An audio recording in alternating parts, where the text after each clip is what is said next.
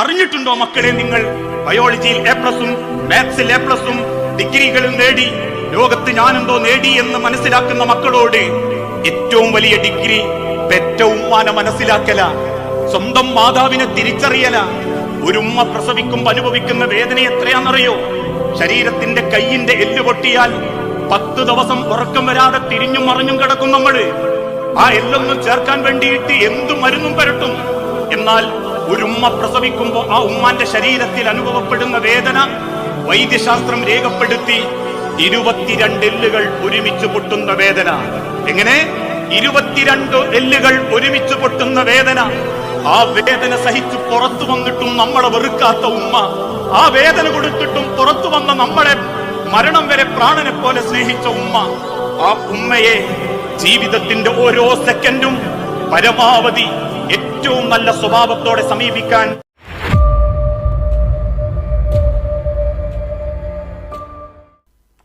അസ്സലാമു അലൈക്കും വറഹ്മത്തുള്ളാഹി. പ്രിയമുള്ളവരെ, നിങ്ങൾ ഇപ്പോൾ കേട്ടത് അത് ഉമ്മാൻ്റെ മഹത്വം അറിയിക്കാൻ വേണ്ടി ഉമ്മാക്ക് നമ്മൾ കൊടുക്കുന്ന സ്ഥാനങ്ങൾ, ഉമ്മയുടെ ആദരവ് എല്ലാം ഉമ്മയുടെയും ബാപ്പയുടെയും സമാനമായി നമ്മൾ ആദരിക്കുകയും ബഹുമാനിക്കുകയും എല്ലാം വേണം. ഇത് കാണിക്കാൻ ഒരു കാരണം വേണമല്ലോ. നമ്മുടെ ബഹുമാനപ്പെട്ട ഖലീൽ ഉദവി, ഇദ്ദേഹം നമ്മുടെ നാട്ടിൻ്റെ ഭാഗത്തെ ഒരു കോളേജിലാണ് അവിടുത്തെ ദർസ് എടുക്കുകയും അവിടുത്തെ ക്ലാസ് നടത്തുകയും ഫുൾ ക്ലാസ്സുകൾ നടത്തുകയും അതിൻ്റെ എല്ലാ ഉത്തരവാദിത്വം. നല്ലൊരു പ്രാസംഗികനാണ്. നല്ല അദ്ദേഹത്തിൻ്റെ പ്രഭാഷണങ്ങൾ കേൾക്കുമ്പോൾ നല്ല രീതിയിലുള്ള ഒരു പ്രഭാഷണങ്ങളാണ്. അപ്പോൾ ഇവിടെ കേട്ടത് നേരെ തിരിച്ചാണെങ്കിലും അദ്ദേഹത്തിന് എന്തോ തെറ്റ് പറ്റിയതായിരിക്കുമെന്നാണ് എനിക്ക് പറയാനുള്ളത്. കാരണം അദ്ദേഹം അത്തര കാര്യം പറയേണ്ട ആളുമല്ല, പറയുന്ന ആളുമല്ല. എന്തുകൊണ്ട് ഇത് സംഭവിച്ചു എന്നുള്ള ഒരു അത്ഭുതവുമാണ് എനിക്ക്. അപ്പോൾ അദ്ദേഹം എന്താണ് പറഞ്ഞത്, എന്താണ് ഏത് രീതിയിലുള്ള പ്രഭാഷണം നടത്തിയതെന്ന് നിങ്ങൾ തന്നെ കേട്ടോളൂ. നമ്മുടെ നാട്ടിലൊരു സ്വഭാവമുണ്ട്. ഉമ്മാനെ കൊണ്ട് വീട് കുടിയിരിപ്പിക്കുക, ഉമ്മാനെ കൊണ്ട് ഉദ്ഘാടനം ചെയ്യിപ്പിക്കുക, ഉമ്മാനെ കൊണ്ട് കുറ്റിയെടുപ്പിക്കുക. ഇത് പുതിയൊരു റിസർച്ചിൻ്റെ ഭാഗമായിട്ടുണ്ടായ ഒരു സംവിധാനമാണ്. സത്യത്തിൽ ഉമ്മ എന്ന വ്യക്തിക്ക് ഒരു പ്രത്യേകതയില്ല.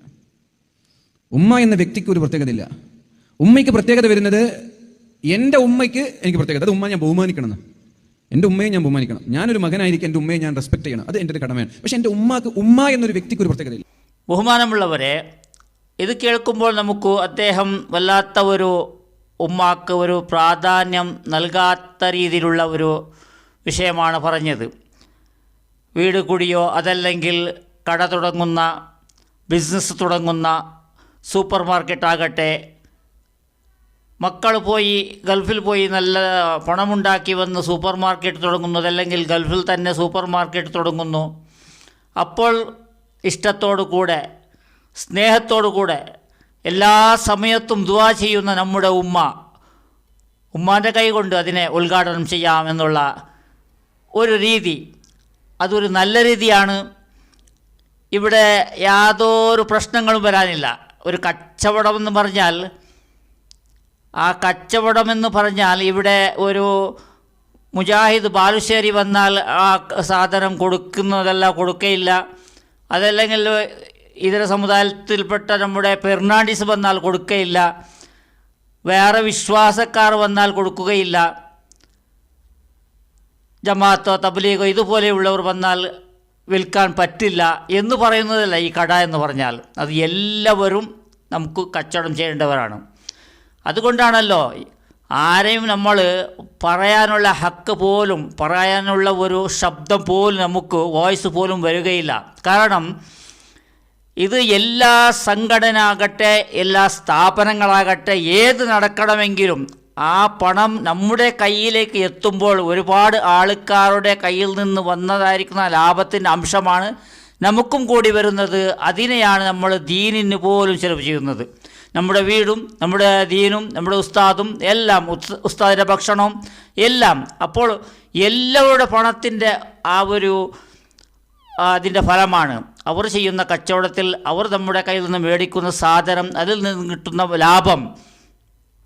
അപ്പോൾ നമ്മൾ അവിടെ യാതൊരു ഭേദമില്ലാതെ, അത് ഇതര സമുദായക്കാരനാകട്ടെ ഇതര വിശ്വാസിയാകട്ടെ, നമ്മുടെ വിശ്വാസികൾ തന്നെ ആയിരിക്കണമെന്നില്ല. അതുകൊണ്ട് ഇവിടെ നമുക്ക് പറയാനുള്ളത്, അദ്ദേഹം എന്തു പറഞ്ഞാലും ഉമ്മക്കാണ് പ്രാധാന്യം.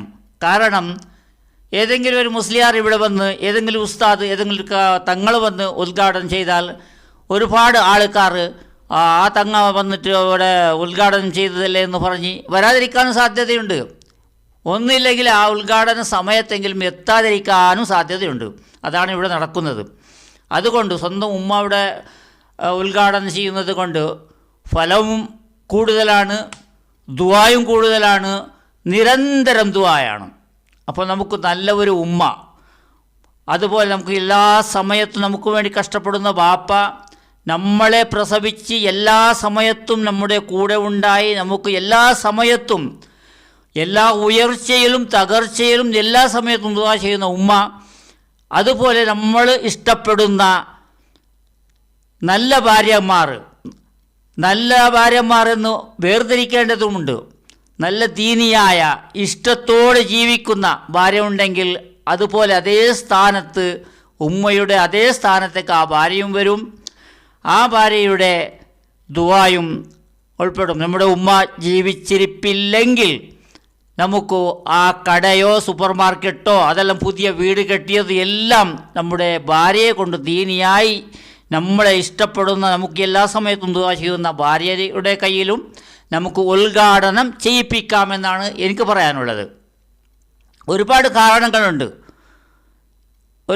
നമ്മുടെ ഖലീൽ ബുഖാരി തങ്ങൾ, അദ്ദേഹം ഒരു വീട് കുടിൻ്റെതായിരിക്കുന്ന ആ ചടങ്ങിൽ അവിടെ പോയി അടുക്കളയിലേക്ക് പോയി പാൽ കാച്ചുന്ന ഒരു സമ്പ്രദായമുണ്ടാവില്ല, പാൽ കായ്ക്കൽ എന്ന് പറഞ്ഞ്, അവിടെ പോയി പാൽ കായ്ച്ചതായിരിക്കുന്ന വീഡിയോ പോലും ഞാൻ കണ്ടിട്ടുണ്ട്.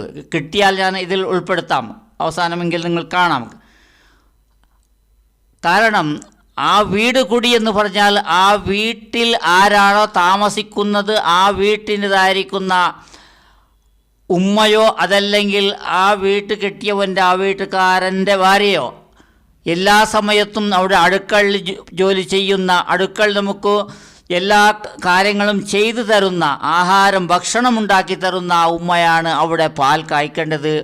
എവിടുന്നോ പോയ ഒരു തങ്ങളുടെ കാച്ചി അവിടെ പോയി ദുആ ചെയ്തത് കൊണ്ട് ഒന്നും ഉണ്ടായില്ല അവിടെ. പിന്നെ അതിൻ്റെ പരിപാടികളെല്ലാം ഉണ്ടെങ്കിൽ പുറത്ത് ദുആ ചെയ്യുകയോ മൗലിദ് പാരായണമോ ഇതെല്ലാം അതാതിൻ്റെ വിശ്വാസികൾ ചെയ്യട്ടെ, അത്രമാത്രമുള്ളൂ. അടുക്കളയിൽ പോയി അത് ചെയ്യാനും പാടേ ഉള്ളതല്ല, അതിൻ്റെ ആവശ്യമേ ഇല്ല. പിന്നെ ഇദ്ദേഹം പറഞ്ഞത് കട ഉദ്ഘാടനത്തിനാണ് പ്രധാനമായി. അതുകൊണ്ടാണ് എനിക്ക് അത്രയും ഞാൻ പറയാൻ കാരണം. കട ഉദ്ഘാടനം എന്തായാലും അത് ഉമ്മ ചെയ്യലാണ് നല്ലത്. കട ബിസിനസ് എന്ന് പറഞ്ഞാൽ നമുക്ക് യാതൊരു മതമോ ജാതിയോ വിശ്വാസമോ തബ്ലീഗോ ജമാഅത്തോ ഒന്നും നോക്കാതെ, സലഫി മുജാഹിദ് ഇതുപോലത്തെ ഒന്നും നോക്കാതെ എല്ലാവർക്കും ആര് വന്നാലും സാധനം എടുത്തു കൊടുക്കണം. അതിൻ്റെതായിരിക്കുന്ന അതിൻ്റെ MRP നമ്മൾ മേടിക്കണം, അത്രേ ഉള്ളൂ.